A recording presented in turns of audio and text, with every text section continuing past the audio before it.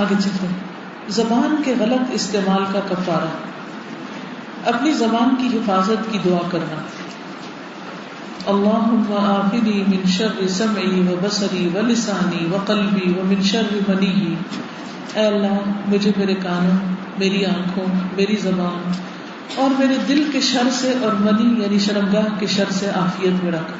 بہت ہی جامع دعا ہے. تو انسان ایک طرف اپنی عادات اچھی کرنے کے لیے کوشش کرے اور دوسری طرف اللہ سبحانہ وتعالیٰ سے دعائیں مانگے. اذکار کرنا. عن ابي هريره رضي الله عنه ان رسول الله صلى الله عليه وسلم قال من قال سبحان الله وبحمده في يوم 100 مرة حطت خطاياه وان كانت مثل زبد البحر. جزاک اللہ. سیدنا ابو ہریرہ سے روایت ہے کہ رسول اللہ صلی اللہ علیہ وسلم نے فرمایا جو شخص سبحان اللہ و بحمدہ ایک دن میں 100 بار کہے تو اس کے گناہ معاف کر دیے جاتے ہیں اگرچہ سمندر کے جھاگ کے برابر ہی کیوں نہ ہو. یہ بہت زیادہ ہی کیوں نہ ہو اس کے گناہوں کی معافی مل جاتی ہے. تو زبان کے غلط بیانیوں کا کفارہ تسبیح کرنا ہے. اس کی عادت لازمی کر لیجیے اپنے لیے. نیکسٹ.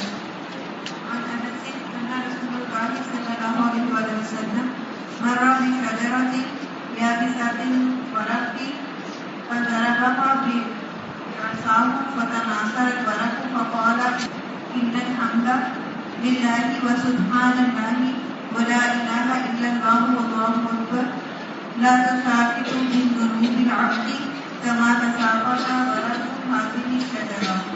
جزاک اللہ. سیدنا انس سے روایت ہے کہ رسول اللہ صلی اللہ علیہ وسلم ایک ایسے درخت کے پاس سے گزرے جس کے پتے سوکھ چکے تھے. آپ صلی اللہ علیہ وسلم نے اس پر لاٹھی ماری تو اس کے پتے جھڑنے لگے. پھر آپ نے فرمایا الحمدللہ و سبحان اللہ ولا الہ الا اللہ واللہ اکبر سے اسی طرح گناہ جڑتے ہیں جس طرح اس درخت کے پتے جھڑے ہیں. تو ان تسبیحات کو بھی پڑھیے. نیکسٹ. دنیا میں ہی بھائی سے معافی مانگ لینا. صلى الله عليه وسلم قال من كانت عنده مسلمة لأخيه فليتحلله منها فإنه ليس ثم دينار ولا درهم من قبل أن يؤخذ لأخيه من حسناته فإن لم يكن له حسنات أخذ من سيئات أخيه فطرحت عليه. صحيح البخاري. جزاک اللہ. سیدنا ابو ہریرہ سے روایت ہے کہ رسول اللہ صلی اللہ علیہ وسلم نے فرمایا جس نے اپنے کسی بھائی پر ظلم کیا ہو تو اسے چاہیے کہ اس سے اس دنیا میں معاف کرا لے، اس لیے کہ آخرت میں روپے پیسے نہیں ہوں گے. اس سے پہلے معاف کرا لے کہ اس کے بھائی کے لیے اس کی نیکیوں میں سے حق دلایا جائے گا. اگر اس کے پاس نیکیاں نہ ہوں گی تو اس مظلوم بھائی کی برائیاں اس پر ڈال دی جائیں گی. اس لیے زبان کے کفارے اور زبان کے ذریعے اگر آپ نے کسی کو ناراض کیا ہے تو زبان سے ہی معافی مانگ لیجیے. نیکسٹ. عن ابي الدرداء رضي الله عنه قال كنت جالسا عند النبي صلى الله عليه وسلم اذ اقبل ابو بكر اخذا بطرف ثوبه حتى ابدى عن ركبته فقال النبي صلى الله عليه وسلم اما صاحبكم فقد غابر فسلم فقال اني كان بيني وبين ابن الخطاب شيء فأسرعت إليه ثم ندمت فسألته أن يغفر لي فأبى علي فأقبلت إليه فقال يغفر الله لك يا أبا بكر ثلاثا ثم إن عمر ندم فأتى منزل أبي بكر فسأل ثم أبو بكر فقال لا فأتى إلى النبي صلى الله عليه وسلم فسلم فجعل وجه النبي صلى الله عليه وسلم يتمعر حتى أشفق أبو بكر فجث على ركبتيه فقال يا رسول الله والله أنا كنت أقلم مرتين فقال النبي صلى الله عليه وسلم إن الله بعثني إليكم فكنتم كذبت فقال أبو بكر صدق وواساني بنفسي ومالي فهل أنتم تاركون لصاحبي مرتين فما أوذي بعدها. جزاک اللہ. یہ جو ہے نا کنت ازلم مرتين. سیدنا ابو درداء سے روایت ہے کہ میں نبی صلی اللہ علیہ وسلم کی خدمت میں حاضر تھا کہ ابو بکر اپنے کپڑے کا کنارہ پکڑے ہوئے گھٹنا ظاہر کیے ہوئے آئے. آپ صلی اللہ علیہ وسلم نے یہ حالت دیکھ کر فرمایا معلوم ہوتا ہے تمہارے دوست کسی سے لڑ کے آئے ہیں. یعنی ان کی حالت ذرا غیر تھی تو آپ نے پہچان لیا. پھر ابو بکر نے حاضر ہو کر سلام کیا اور عرض کیا یا رسول اللہ میرے اور عمر بن خطاب کے درمیان کچھ تکرار ہو گئی تھی اور اس سلسلے میں نے جلدی میں ان کو سخت لفظ کہہ دیے, لیکن بعد میں مجھے سخت ندامت ہوئی تو میں نے ان سے معافی چاہی. اب وہ مجھے معاف کرنے کے لیے تیار نہیں ہے, اس لیے میں آپ کی خدمت میں حاضر ہوا. آپ نے فرمایا اے ابو بکر تمہیں اللہ معاف کرے. 3 مرتبہ آپ نے یہ جملہ ارشاد فرمایا. عمر رضی اللہ عنہ کو بھی ندامت ہوئی اور ابو بکر کے گھر پہنچے اور پوچھا کیا ابو بکر گھر پہ موجود ہیں؟ معلوم ہوا کہ نہیں. تو آپ بھی نبی صلی اللہ علیہ وسلم کی خدمت میں حاضر ہوئے اور آپ نے سلام کیا. آپ صلی اللہ علیہ وسلم کا چہرہ مبارک غصے سے بدل گیا اور ابو بکر ڈر گئے اور گھٹنوں کے بل بیٹھ کر عرض کرنے لگے یا رسول اللہ کی قسم زیادتی میری طرف سے تھی. 2 مرتبہ یہ جملہ کہا. اس کے بعد آپ صلی اللہ علیہ وسلم نے فرمایا اللہ نے مجھے تمہاری طرف نبی بنا کر بھیجا تھا اور تم لوگوں نے مجھ سے کہا کہ تم جھوٹ بولتے ہو, لیکن ابو بکر نے کہا کہ آپ سچے ہیں اور اپنی جان و مال کے ذریعے انہوں نے میری مدد کی تھی. کیا تم لوگ میرے لیے میرے ساتھی کو ستانا چھوڑتے ہو یا نہیں؟ آپ نے 2 دفعہ یہی فرمایا. آپ کے اس فرمان کے بعد ابو بکر کبھی نہیں ستائے گئے.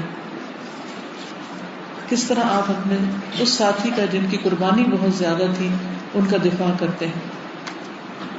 یہاں سے یہ پتہ چلتا ہے کہ صحابہ انسان تھے, ان کے درمیان بھی مس انڈرسٹینڈنگ ہو جاتی, بحث تکرار بھی ہو جاتی, لیکن وہ پھر آپس میں ایک دوسرے سے معافی تلافی کر لیتے تھے اور ان کے ضمیر زندہ تھے, اس لیے کمی بیشی کی صورت میں ان کو ضمیر کی بے چینی لاحق ہو جاتی اور جب تک معاملہ صاف نہ ہوتا وہ آرام سے چین نہیں لیتے تھے.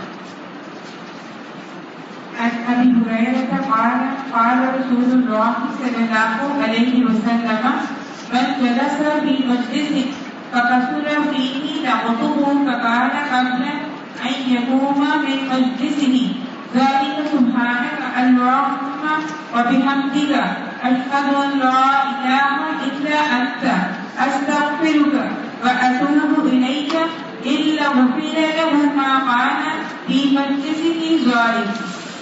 مجلس کے اختتام کی دعا پڑھنا. سیدنا ابو ہریرہ سے روایت ہے کہ رسول اللہ صلی اللہ علیہ وسلم نے فرمایا جو شخص مجلس میں بیٹھا اور اس نے بہت لغو باتیں کی, یعنی بیکار باتیں کی, ادھر ادھر کی, پھر اٹھنے سے پہلے یہ کلمات کہے سبحانک اللہم و بحمدک اشہد ان لا الہ الا انت استغفرک و اتوب الیک, تیری ذات پاک ہے, اے اللہ تمام تعریف تیرے ہی لیے ہے, میں گواہی دیتا ہوں کہ تیرے سوا کوئی معبود نہیں اور میں تجھ سے مغفرت مانگتا ہوں اور تیرے سامنے توبہ کرتا ہوں. تو اس نے جو باتیں اس مجلس میں کہی ہوتی ہیں وہ معاف کر دی جاتی ہیں. لیکن آپ کو پتا ہے کہ ہم یہ دعا اچھی مجلس میں تو پڑھتے ہیں, لیکن جہاں گھر میں لڑائی شڑائی کر رہے ہوں اس کے بعد یا بحث تکرار والی مجلس میں یا دنیا کی باتیں جب کر رہے ہوتے ہیں اس کے بعد اٹھتے ہوئے کوئی نہیں پڑھتے.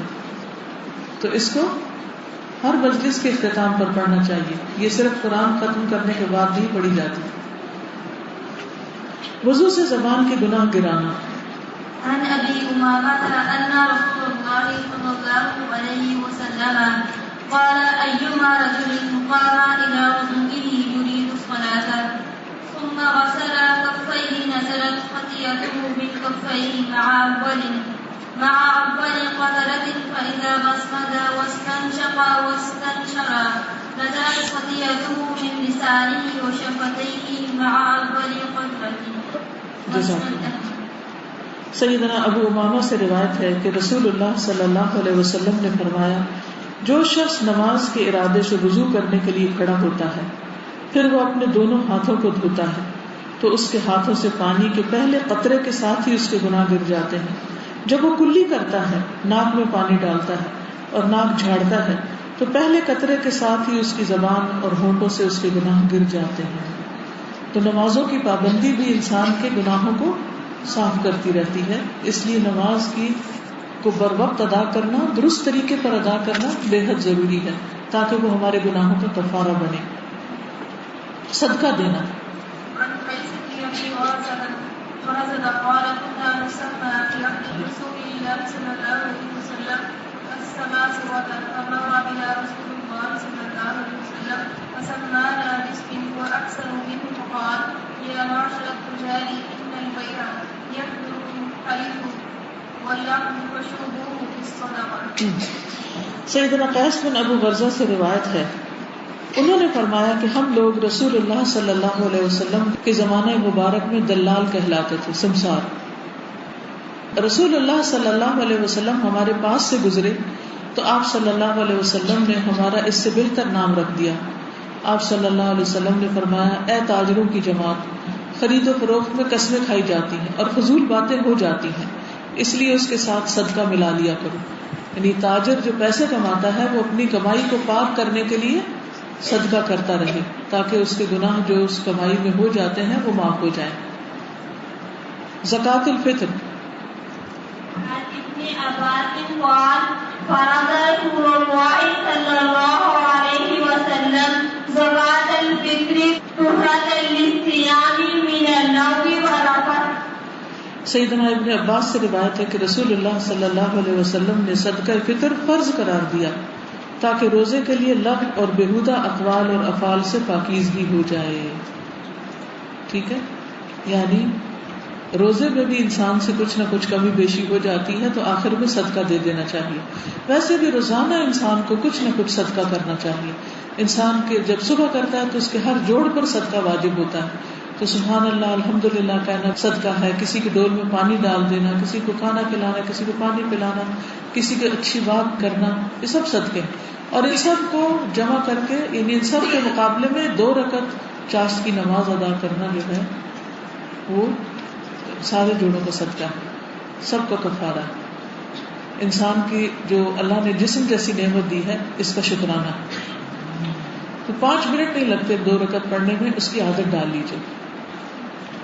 اشراق پڑھیں یا چاشت پڑھیں، جو بھی آپ ظہر اور فجر کے درمیان پڑھیں نوافل میں سے، وہ آپ کے جسم کا صدقہ ہو جائے گا.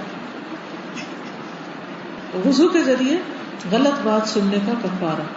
عن ابي امامة قال قال رسول الله صلى الله عليه وسلم اذا توضأ المسلم فغسل يديه كفر عنه ما عملت يداه فإذا غسل وجهه كفر عنه ما نظرت إليه عيناه وإذا مسح برأسه كفر به ما سمعت أذناه فإذا غسل رجليه كفر عنه ما مشت إليه قدماه ثم يقوم إلى الصلاة فهي فضيلة. جزاک اللہ. سیدنا ابو امامہ سے روایت ہے کہ رسول اللہ صلی اللہ علیہ وسلم نے فرمایا، جب کسی مسلمان نے وضو کیا اور اپنے ہاتھ دھوئے تو تمام گناہ جو اس کے ہاتھوں نے کیے تھے دور ہو گئے. پھر جب اپنے منہ کو دھویا تو جن کی طرف اس کی آنکھوں نے دیکھا تھا وہ دور ہو گئے. پھر جب سر پہ مسح کیا تو وہ گناہ دور ہو گئے جو اس کے کانوں نے سنے. پھر جب پیروں کو دھویا تو جن کی طرف اس کے پیر چلے تھے وہ معاف ہوئے. پھر نماز کے لیے کھڑا ہوا پس وہ فاضل رہی، یعنی ایکسٹرا مزید نیکیاں جمع کرنے کا ذریعہ بنی. وضو سے گناہ دھل گئے اور نماز ثواب سے بیٹھنے کا ذریعہ بن گئی. کچھ کہیں گے؟ السلام علیکم. وعلیکم السلام. اس حدیث سے پتہ چلا ہے کہ اللہ تعالیٰ کتنے غفور و رحیم ہے نا، کہ ہم اپنی صفائی اپنے جسم کی صفائی کر رہے ہوتے ہیں، اپنے ہاتھ منہ جیسے 5 وقت ہم نماز پڑھتے ہیں تو ہمارے ساری گندگیاں صاف ہوتی رہتی ہیں. ہمارے اپنے جسم میں گندگیاں ہوتی ہیں، جب ہم وضو کرتے ہیں صاف ہو جاتی ہیں، اور اللہ تعالیٰ کتنے غفور و رحیم ہے کہ اس پر بھی ہمارے گناہوں کو معاف کر دیتے ہیں. الحمدللہ. مسلمان ہونے کا کتنا فائدہ، کتنا شکر ادا کرے اتنا ہی کم. جی وعلیکم السلام. ہمیں اس کی خوشی ملتی ہے یا صحت ملتی ہے تو ہم شکرانے کے نفل ادا کرتے ہیں. دنیا شکرانے کے نفل نہیں کرنے چاہیے، صرف سجدہ شکر ہوتا ہے. شکرانے کے نفل نہیں ہوتے، سجدہ شکر ہوتا ہے. وہ ویسے ہی پڑھے روٹین میں جو تہجد وغیرہ پڑھتے ہیں یا اشراق پڑھتے ہیں وہ پڑھتے رہیں. سجدہ شکر. جی آپ بولیے. وعلیکم السلام.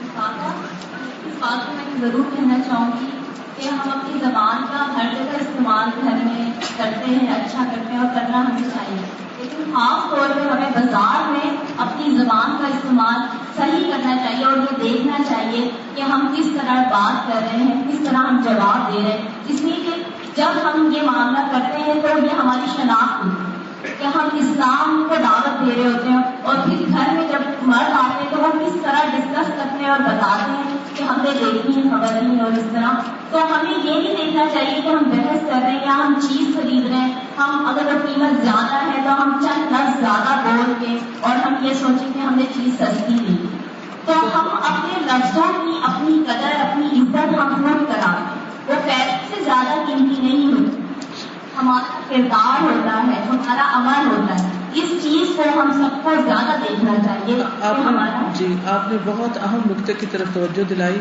میں آپ سب سے یہ کہوں گی کہ اول تو بازار بہت ضرورت کے تحت جائیے، جو کام دوسرے کر سکے وہ دوسروں کو کرنے دیجیے، نہیں گھر کے مرد وغیرہ یا نوکر اگر وہ کر لیں، سبزی دال خریدنی ہے، گروسریز کرنی ہے تو انہی کو کرنے دیجیے، اس میں جانے کی ضرورت نہیں. لیکن کچھ چیزیں ایسی ہوتی ہیں جو خواتین کو خود ہی خریدنی پڑتی ہیں اور جانا پڑتا ہے. جب جائیں تو شرم و حیا کے ساتھ جائیں، فضول میں بازار میں گھومے پھرے نہیں، کیونکہ جب انسان بازار میں شیطان اپنا جھنڈا گاڑتا ہے تو خرابیاں اور فساد ہوتے ہیں. انسان جو دکاندار ہے وہ بھی غلط بیانی کر رہے ہوتے ہیں، اور لینے گاہک جاتے ہیں وہ بھی بعض اوقات جھوٹی بات کر رہے ہوتے ہیں.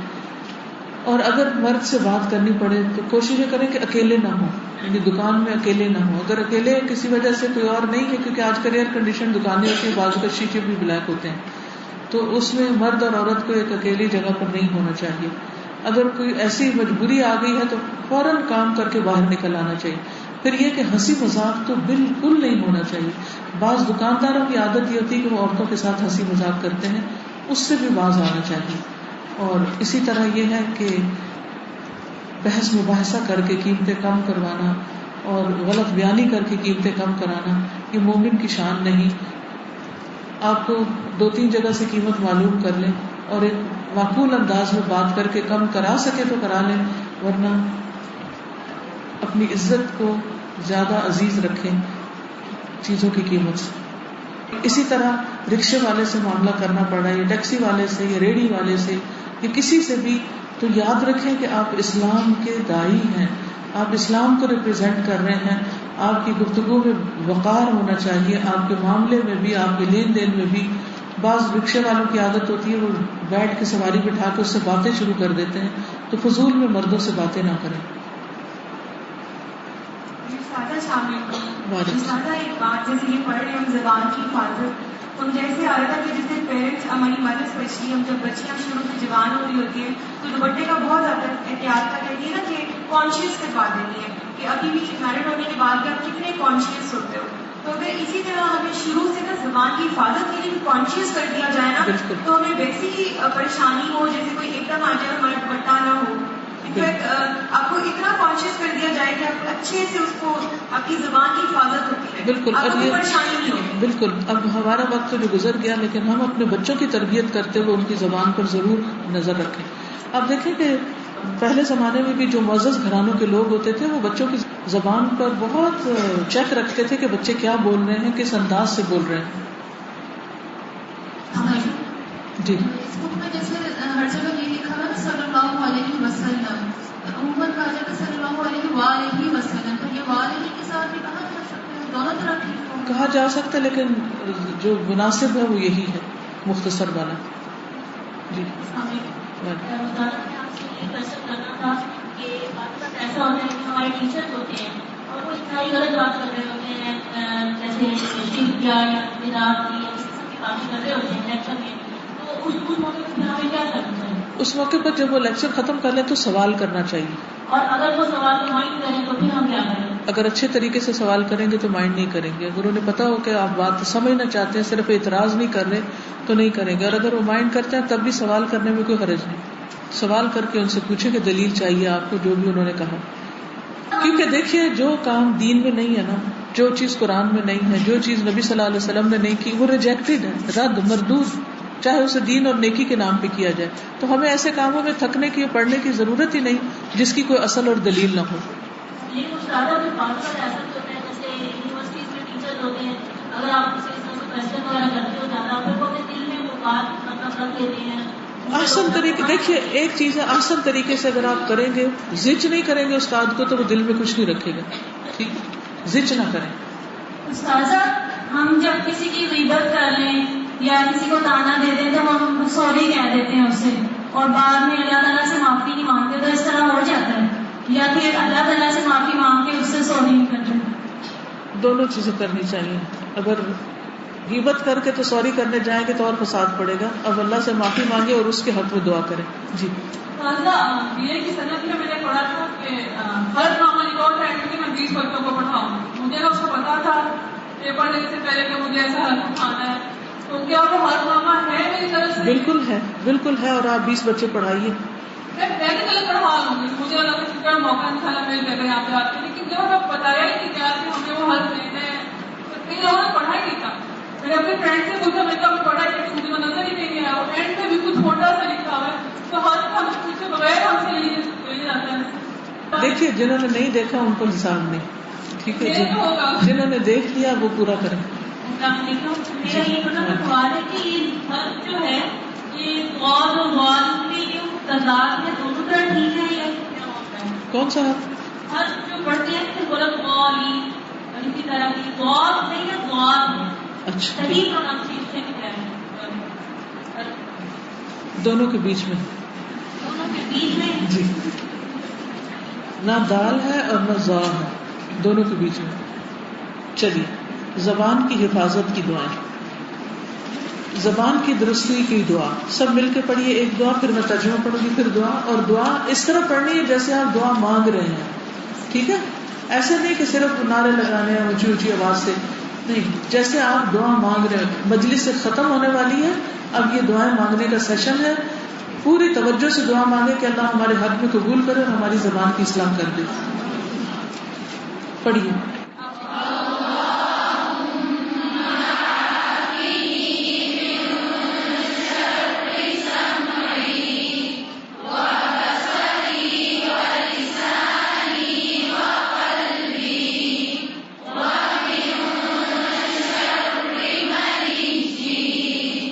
اے اللہ, مجھے میرے کانوں, میری آنکھوں, میری زبان اور میرے دل کے شر سے اور منی یعنی شرمگاہ کے شر سے عافیت میں رکھ. آمین.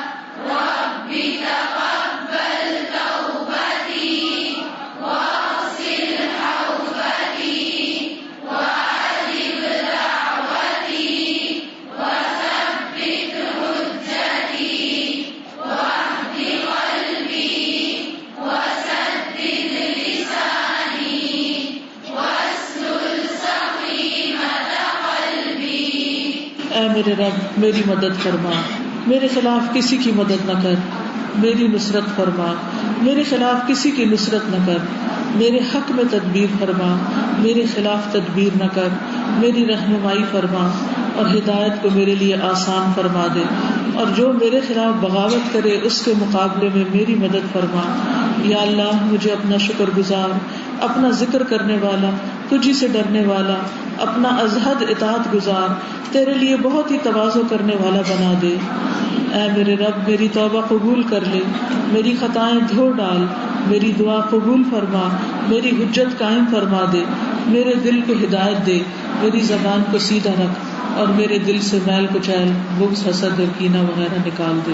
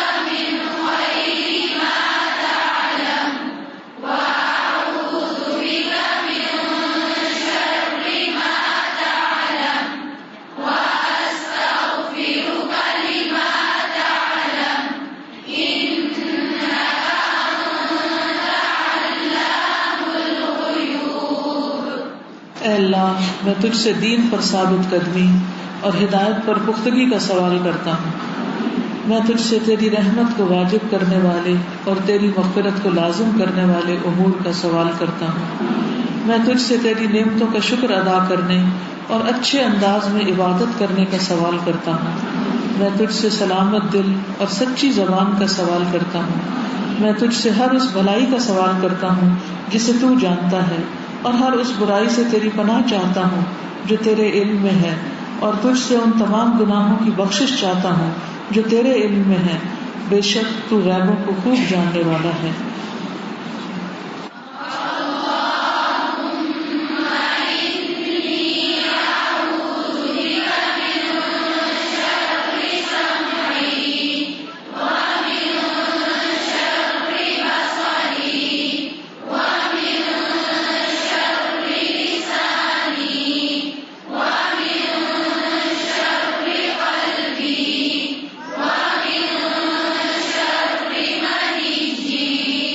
اے اللہ، میں اپنے کان کے شر سے، اپنی آنکھ کے شر سے، اپنی زبان کے شر سے، اپنے دل کے شر سے اور اپنی منی کے شر سے تیری پناہ چاہتا ہوں۔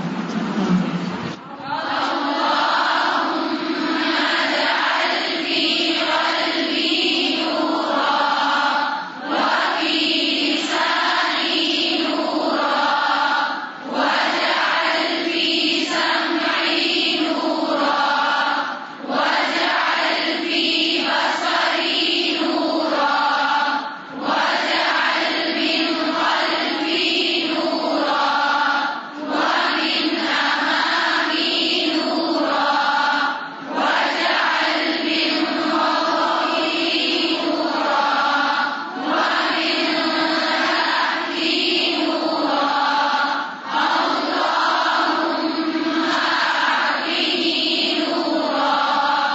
اے اللہ، میرے دل میں نور ڈال دے، میری زبان میں نور ڈال دے، میری سماعت میں نور ڈال دے اور میری بصارت میں نور ڈال دے۔ میرے پیچھے نور کر دے، میرے سامنے نور کر دے، میرے اوپر نور کر دے اور میرے نیچے نور کر دے۔ اے اللہ، مجھے نور عطا فرما دے۔ آمین۔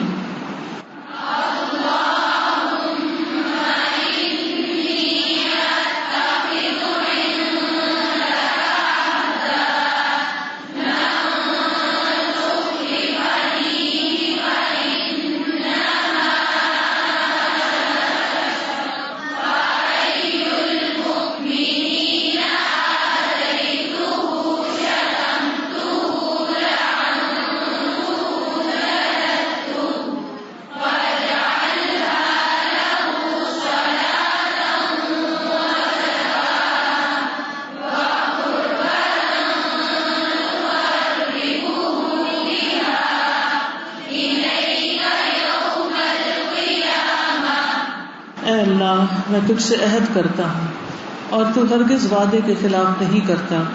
میں صرف ایک انسان ہوں، تو جس مومن کو میں تکلیف دوں، اس کو برا کہوں، اس پر لعنت کروں، اسے سزا دوں، تو اسے اس کے لیے رحمت اور پاکیزگی اور ایسا باعث قرب بنا دے کہ وہ قیامت کے دن تیرے قریب ہو جائے۔ آمین.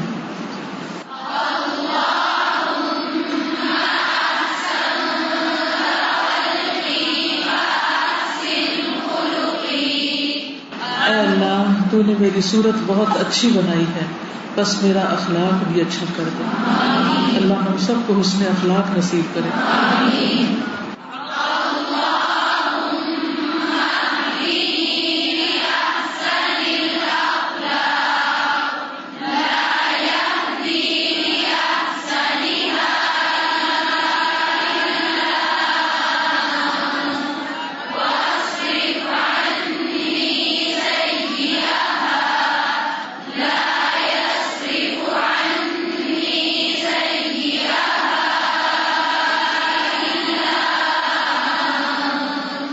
اے اللہ مجھے اچھے اخلاق کی ہدایت فرما. تیرے سوا کوئی اچھے اخلاق کی ہدایت نہیں دے سکتا، اور برا اخلاق مجھ سے دور فرما. تیرے سوا کوئی مجھ سے برا اخلاق دور کرنے والا نہیں. یعنی اللہ ہی ہے جو ہمیں ہدایت دے اور ہمیں اچھا اخلاق نصیب فرمائے.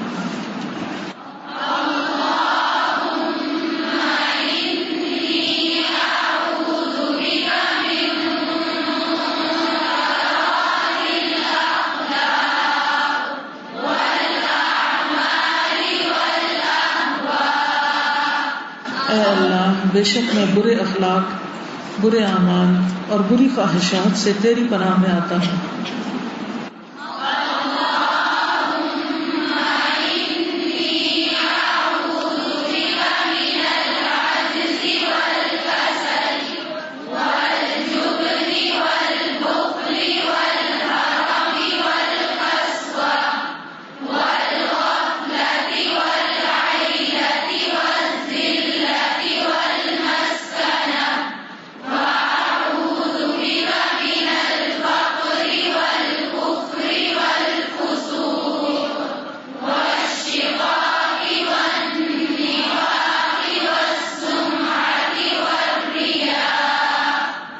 اے اللہ میں تیری پناہ میں آتا ہوں عاجزی اور سستی سے، بزدلی اور بخل سے، انتہائی بڑھاپے، دل کی سختی اور غفلت سے، مفلسی، ذلت اور ناداری سے، اور میں تیری پناہ میں آتا ہوں محتاجی اور کفر سے، نافرمانی، مخالفت اور نفاق سے، بری شہرت اور دکھاوے سے. آمین. اللہ کا لاکھ لاکھ شکر ہے کہ اس نے ہمیں توفیق دی کہ ہم اس کتاب کو مکمل کر سکیں. اللہ تعالیٰ سے دعا ہے کہ اس کوشش کو قبول فرمائے، اور جنہوں نے اس مجلس کا اہتمام کیا انہیں اس کا بہترین اجر عطا فرمائے، اور اللہ تعالیٰ ان در و دیوار کو اور اس بلڈنگ کو ہمارے حق میں گواہی دینے والا بنائے کہ اللہ تعالیٰ ہمیں، ہمارے والدین پر، سب پر رحمت نازل فرمائے، اور ہم سب کو الفردوس الاعلیٰ میں ملائے. آپ سب سے اجازت چاہتی ہوں، میری کوئی بات آپ کو بری لگی ہو تو معافی چاہتی ہوں. سبحانک اللہم و بحمدک، اشہد ان لا الہ الا انت، استغفرک و اتوب الیک. السلام علیکم و رحمۃ اللہ وبرکاتہ. سوری، ایک بات یاد ہے، اس کتاب کو آپ نے دوبارہ دہرانا ہے اور آگے بھی کسی کو سکھانا ہے، اور گفٹ میں بھی دینا ہے. جیسے کسی کی شادی ہو رہی ہے نا، اسے سوٹ دے رہے ہیں تو ساتھ ہی کتاب بھی رکھ کے دے دیں تاکہ اس کے سسرال میں اس کے کام آئے. ٹھیک ہے، اوکے. السلام علیکم و رحمۃ اللہ وبرکاتہ.